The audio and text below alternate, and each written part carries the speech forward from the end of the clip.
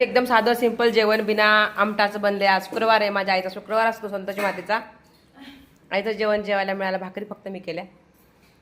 काय काय बनवलं तर मला दाखवते माझ्या आईने. तर हे आहे कांद्याची पात मुगाची डाळ घालून मस्त झाली एकदम टेस्टला. ठेचा आहे, थोडं तूप टाकून घेतले.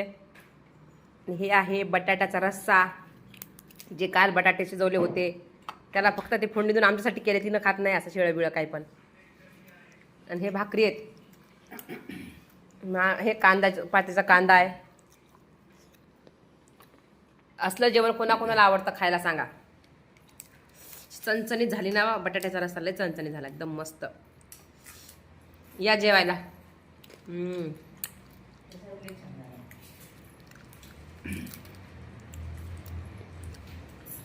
कैरी खायला, कैरी पण आहे, काकडी पण आहे. दादीच्या कालचेच कपडे आहेत, काळजी करू नका.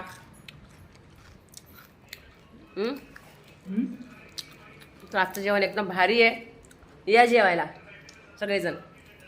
असं मस्त जेवण आहे. पसाऱ्याकडे लक्ष देऊ नका. साफसफाई चालू द्या घरात आमच्या. आवराआवरी. चला या जेवायला.